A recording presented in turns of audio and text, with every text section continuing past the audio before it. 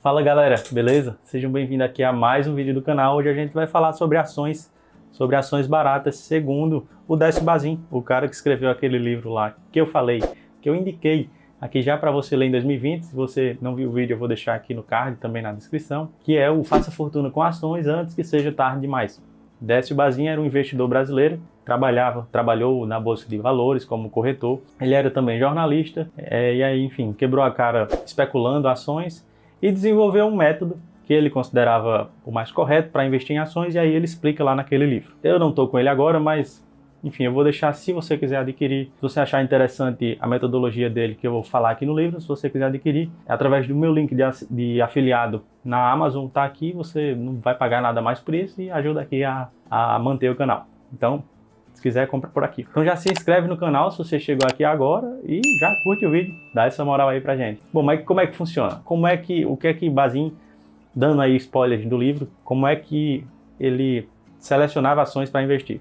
Então, a primeira coisa que ele olhava era o dividend yield anual, teria que ser superior ou igual a 6%. Para ele, qualquer dividend yield, qualquer entrega de dividendo menor do que isso não fazia nenhum sentido. Se isso se repetisse, se a ação estivesse na carteira dele e se repetisse por mais de um período, ele tirava, ele vendia. Dentro desse aspecto, ele considerava ações que tinham seus dividendos crescentes. Isso aí também é tranquilo. Ele evitava empresas muito endividadas, só que aí ele não dá nenhum parâmetro do que seria muito endividados, e evitava empresas que se envolvessem em escândalo. Então, pelo método Bazin, a gente já tiraria aí hoje JBS, já tiraria a Vale lá pela questão dos acidentes. Enfim, qualquer empresa, IRB não vou nem falar, mas qualquer empresa que se envolvesse em qualquer escândalo que pudesse ferir a imagem da empresa e aí o seu rendimento lá, a sua geração de caixa, ele estava fora dessas empresas. Mas lembra que eu falei que o dividend yield teria que ser maior do que 6%? Por que 6%? Ele tirou isso da cabeça? Não.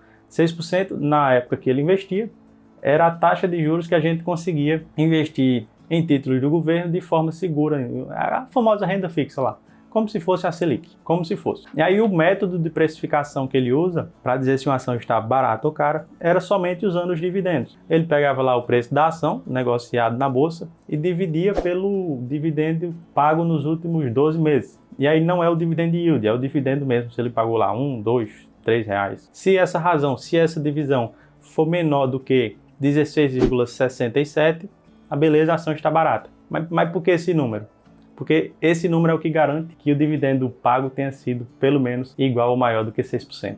É bem simples de entender. Só que ele fazia isso pegando anos anteriores, porque pegar somente os últimos 12 meses pode ser perigoso, pode ter alguma coisa lá não recorrente, aí pode o dividendo que ele pagou no ano pode estar contaminado, pode não ser legal. Ele também tomava a premissa de pegar todos os dividendos, todos os preços da ação e transferir para dólar, porque assim ele desconsiderava a inflação no Brasil, né? Porque o dólar é uma moeda mais forte e naquele tempo a inflação era alta pra caramba. E aí quando ele pegava tudo isso em dólar, ele tinha uma forma mais segura de avaliar o crescimento disso. E aí, como eu já falei, ele selecionava as ações. No livro ele ensina como fazer uma pré-seleção, depois realmente de fato em quais investir. E ele só mantinha essas ações na carteira enquanto elas estivessem pagando pelo menos os 6%. Deixou de pagar 6%, cai fora. Começou a pagar 6%, cai dentro. E aí você pode trazer esse pensamento de Bazin de 6% para hoje e tentar achar um valor lá em renda fixa que fosse seguro, livre de risco, onde esse número deixaria de valer a pena investir em ações caso ele fosse menor. E aí você pode considerar esse número sendo 2%. Para mim isso não é o ideal, porque na minha concepção a gente precisa de um risk-free, que chama lá, seria um investimento livre de risco. E aí você pode considerar a Selic, você pode considerar um título do Tesouro Direto pré-fixado de um prazo um pouco mais longo, já que a gente está falando de ações, o horizonte é de um prazo maior. E aí você pega essa taxa lá, seja Selic, seja esse pré-fixado, e determina como aquilo livre de risco. E em cima disso, você coloca um prêmio que esteja lá, adequado com o risco que você vai tomar. Então, se a ação tem um risco maior, eu vou querer um prêmio maior. Então, por exemplo, vamos pegar a Selic. A Selic está dando 2% ao ano. Se eu vou investir em Oi, vamos dizer assim, beleza que Oi não está pagando dividendo, mas se eu fosse investir em uma empresa que está pagando dividendo, eu iria colocar em cima desses 2% um prêmio de risco lá, 3, 4, 5%. E aí a soma desses dois negócios geraria o meu dividend yield mínimo. Só que isso aqui sou eu. O foco do vídeo é Décio Bazin, faça fortuna com ações antes que seja tarde demais. E aí eu peguei as 5, 1, 2, 3, as 6 ações. Na verdade a sexta é uma menção honrosa, mas beleza. As 6 ações que estariam mais baratas nos últimos 12 meses, considerando somente o ano de 2020, mas aí eu dei uma peneirada. Eu retirei lá o que estava de... Dessa vez sim eu retirei o que tinha de não recorrente, o que tinha... Enfim, eu peguei só realmente empresas mais consolidadas nessa distribuição de dividendos. E aí, em primeiro lugar, com o dividend yield dos últimos 12 meses de 15,4%, caramba, se o mínimo era 6, 15 tá bom demais. É uma distribuição bem fora da média, bem fora da curva para essa empresa, só que ela distribui mais de 6% ao ano há mais de 3 anos, pelo menos nos últimos 3 anos. E essa empresa é a Home 3, Indústrias Home. O objetivo aqui não é falar mais sobre as empresas, mas, enfim, se você quiser depois dar uma pesquisada e estudar mais sobre cada uma delas. A segunda empresa acho que uma queridinha de muita gente, é a Taesa, empresa do ramo de elétrica, do ramo de energias, que tem, empresas desse setor, tem uma fama por pagar bons dividendos. E a Taesa, nos últimos 12 meses, pagou 9,78%. Em terceiro lugar, a gente tem a seguradora do Banco do Brasil, a BB Seguros, BB Seguradora, não lembro agora o nome da empresa, mas enfim. Dividend yield nos últimos 12 meses de também 9,69%. É só de dividendo, é coisa pra caramba. Isso sem contar a variação dos preços, o ganho ou a perda de capital, tá bom? Quarto lugar, a gente tem também outra empresa de seguros. E aí eu já falei no meu canal, acho até que eu já investi nela através aqui do canal, que é a WIS Solution. É uma empresa de resseguro que tem contrato lá com a Caixa. Era uma preocupação para os investidores.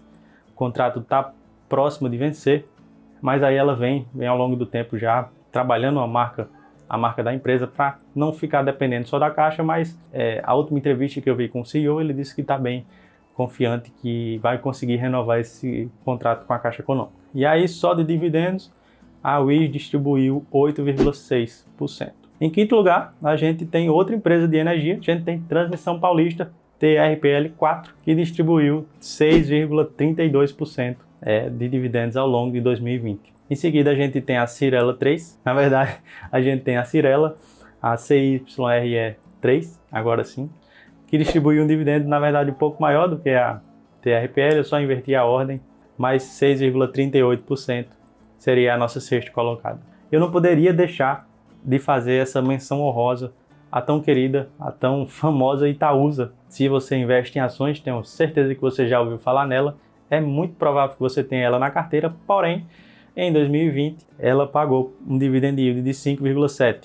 Estava lá quase entrando no gol para Décio Bazin, só que aí, por isso, ficou do lado de fora. E aí, logicamente, por causa dessa crise que a gente veio passando no ano de 2020, os bancos tiveram que provisionar mais dinheiro. Eles foram até limitados na distribuição de dividendos que poderiam fazer durante esse ano. E aí a Itaúsa teve essa diminuição, mas nos anos anteriores ela se enquadraria sim no critério Décio Bazin de qualidade. E aí, certeza que acabando essa limitação na distribuição de dividendos, ela vai sim voltar a pagar mais do que 6, talvez 7 em dividend yield anual. Comenta aqui para mim se você investe em alguma dessas empresas, se você investe em alguma que pagou mais do que isso e eu não coloquei aqui.